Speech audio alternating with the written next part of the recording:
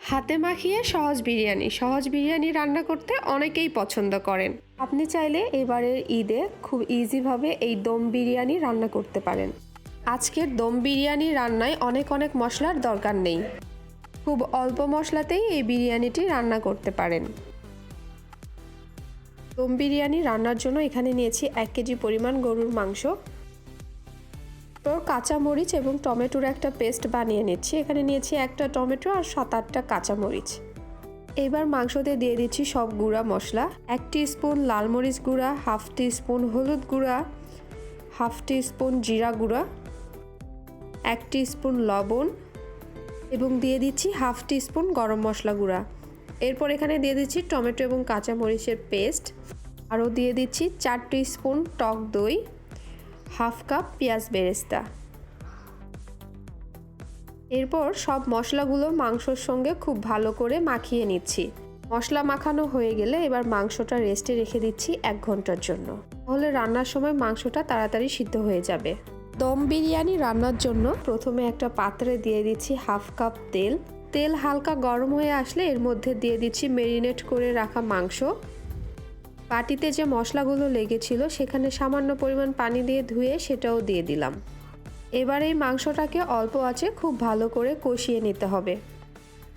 কিছুক্ষণ পরেই দেখা যাবে মাংস থেকে অনেক পানি উঠেছে। এই সময় চুলার আঁচ একদম কমিয়ে দিয়ে মাংসটা যতক্ষণ না পর্যন্ত সিদ্ধ হচ্ছে ততক্ষণ পর্যন্ত কষিয়ে নিতে হবে। এখানে আর কোনো পানি দিতে হবে না।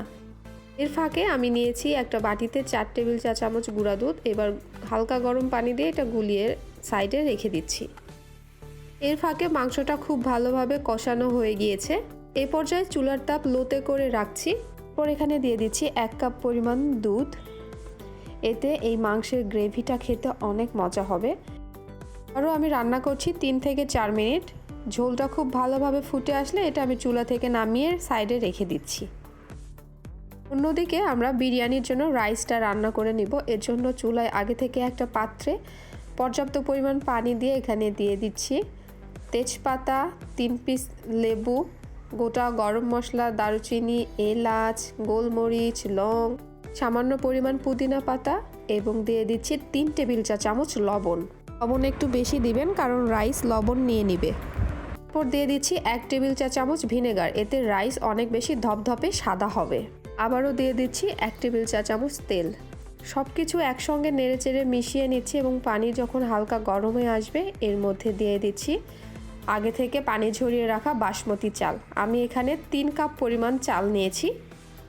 চালগুলো দেওয়ার পর আবারও একটু নেড়েচেড়ে মিশিয়ে নিতে হবে। কিছুক্ষণ পর দেখা যাবে চালগুলো 90% সিদ্ধ হয়ে গিয়েছে। এই অবস্থায় চালগুলো থেকে আমি গরম পানি ঝরিয়ে নিচ্ছি। এরপর বিরিয়ানিটি দমে বসানোর জন্য একটা পাত্রে আমি রাইসগুলো ছড়িয়ে নিচ্ছি। অর্ধেক পরিমাণ রাইস পাত্রে নেওয়ার পর এর মধ্যে দিয়ে দিচ্ছি আগে থেকে কষানো মাংসগুলো। অবশ্যই খেয়াল রাখবেন এই দম বিরিয়ানি রান্নার সময় মাংসতে গ্রেভির পরিমাণ যেন একটু বেশি থাকে, তাহলে এই বিরিয়ানিটি খেতে অনেক বেশি মজার হয়। এরপর এর উপর দিয়ে দিচ্ছি কয়েকটা কাঁচা মরিচ। যে অর্ধেক পরিমাণ রাইস আমি সাইডে রেখেছিলাম এবার রাইস দিয়ে মাংসগুলো ঢেকে দিচ্ছি। এরপর উপর থেকে দিয়ে দিচ্ছি অরেঞ্জ ফুড কালার, লেবু, কাঁচা মরিচ, পুদিনা পাতা, কিশমিশ এবং পেঁয়াজ বেরেস্তা দিয়ে সাজিয়ে নিচ্ছি। এরপর ঢাকনা দিয়ে ঢেকে দিচ্ছি এবং ঢাকনার যে ছিদ্রটা আছে সেটাও বন্ধ করে দিচ্ছি।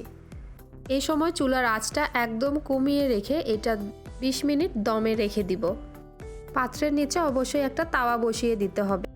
অল্প আঁচে 20 মিনিট দমে রাখার পর আমাদের বিরিয়ানি রান্না করা শেষ। এখন শুধু ঢাকনা খুলে পরিবেশন করার পালা। দেখে নিশ্চয়ই বুঝতে পারছেন বিরিয়ানিটা কতটা পরিমাণ ঝরঝরে হয়েছে। হাতে মাখিয়ে খুব সহজেই এই দম বিরিয়ানি রান্না করা যায়। আশা করছি আজকের রেসিপিও আপনাদের অনেক ভালো লেগেছে। রেসিপি ভালো লাগলে লাইক, কমেন্ট, শেয়ার করে পাশে থাকবেন এবং চ্যানেলটি সাবস্ক্রাইব করবেন। আর যারা ফেসবুক পেজ থেকে দেখছেন অবশ্যই ফলো দিয়ে রাখবেন। সবাইকে ধন্যবাদ জানিয়ে আজ এখানে বিদায় নিচ্ছি। আল্লাহ হাফেজ।